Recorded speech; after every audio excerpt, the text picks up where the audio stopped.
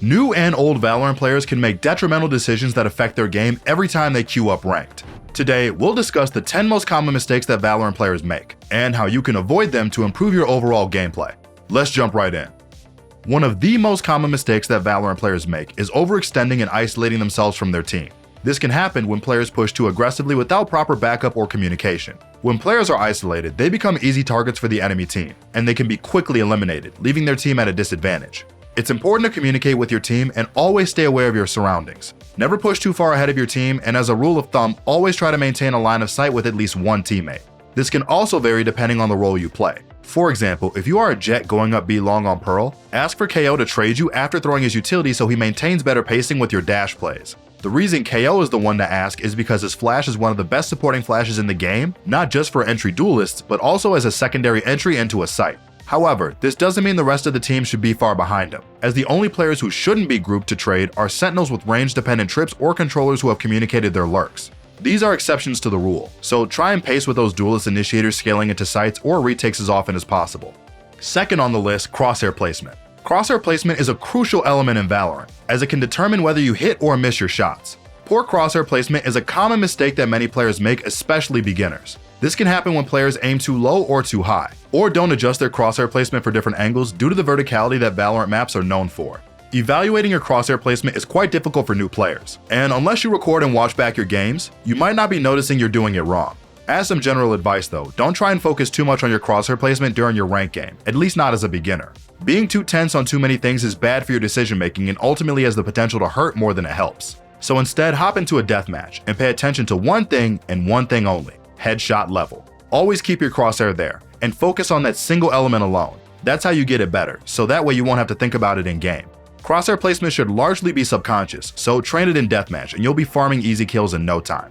Number 3, not using utility effectively. Utility is a critical element in Valorant. It makes a big difference in almost every duel. Not using utility effectively though is a common mistake that many players make, even among the higher ranks. People may forget to use it entirely, or often use it at the wrong time and place. It's tricky to get down, but also very important. The best way to familiarize yourself with the different types of utility and how to use them in game is by watching pro streamers or tournament gameplay.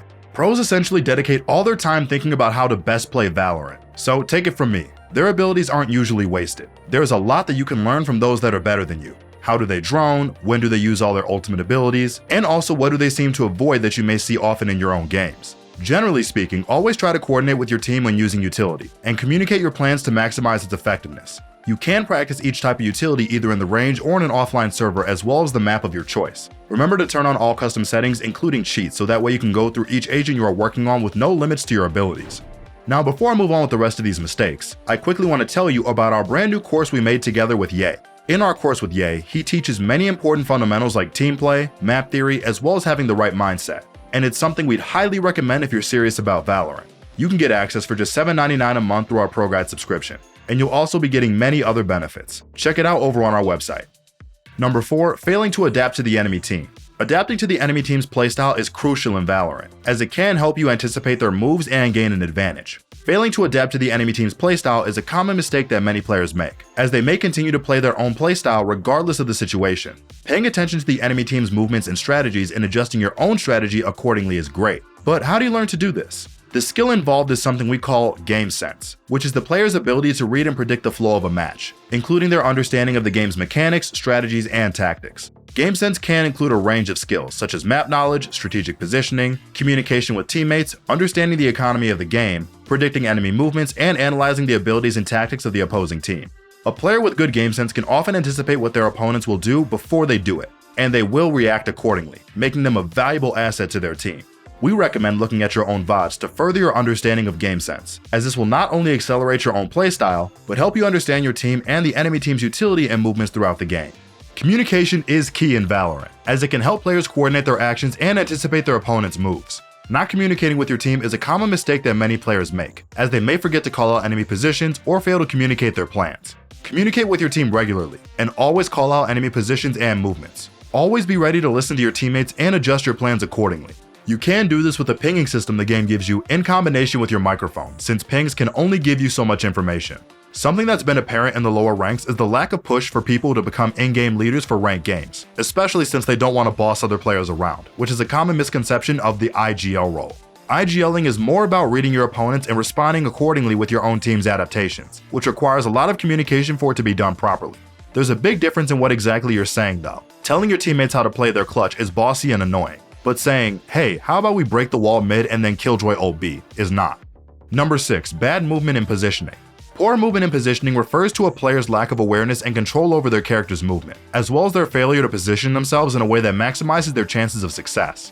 Poor movement can include things like failing to use cover effectively, overcommitting to an engagement, or being too predictable in your movement, which makes it easier for opponents to land shots on you.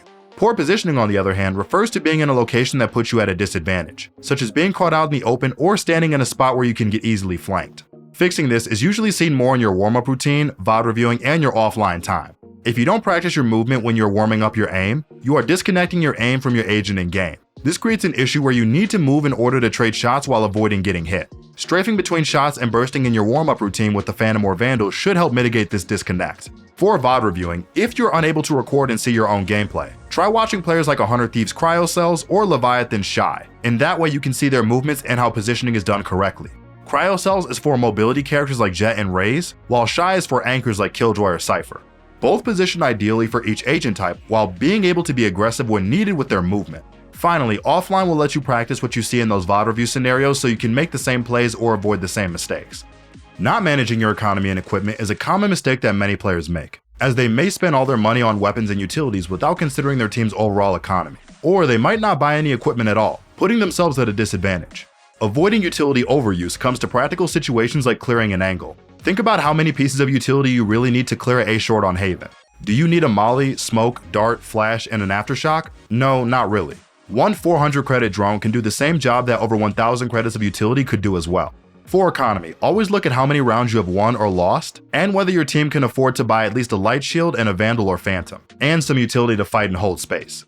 Number 8. Getting distracted by non-essential elements. Valorant is a game that requires focus and concentration, and getting distracted by non-essential elements is a common mistake that many players make. This can happen when players get too focused on their score, criticism of their plays in the moment, or when an overwhelming amount of utility you're unfamiliar with is thrown your way.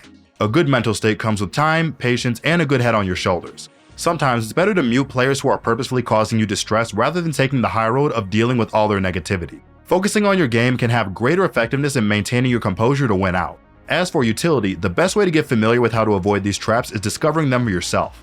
Try creating your own utility traps with friends and teammates whether you are pushing on attack or holding space on defense. Copying what just destroyed you might help you destroy someone else. Number 9. Not adjusting sensitivity and settings. Valorant sensitivity settings can have a significant impact on your gameplay, and not adjusting them to your preference and playstyle is a common mistake that many players make. This can happen when players don't take the time to customize their settings, or when they don't experiment with different sensitivity levels. Plenty of players transition over from non-FPS titles or FPS titles that take a different type of aiming style, so their sensitivity doesn't match the way that they played on those other games. While almost any sense is usable, and maybe it's not the most important factor, it's still always good to give yourself some room for experiment and find out what you like. And lastly, 10. Not practicing enough. Practice is key to improving your gameplay at Valorant, and not practicing enough is a common mistake that many players make. This can happen when players don't take the time to practice their aim, movement, and other skills, or when they don't use their game's practice range or custom games to their advantage. But for some, it's also simply running into the common misconception that warm-up and practice are the same exact thing. In short, warm-up is just a 5 to 20 minute ritual to get you mentally and physically ready for ranked or whatever game mode you prefer, while practice is exactly that, a session working on a specific goal, maybe like flicking, peeking, or spraying in the game. While of course you only have to practice if you're really serious about getting better, it's important to know that warming up for 5 minutes before you play isn't practice. Practicing is more about using aim labs for 2 hours before you go to bed. And that's going to wrap up the guide. Thanks for watching, and if you want to see more like this, make sure to subscribe. And we'll see you all in the next one.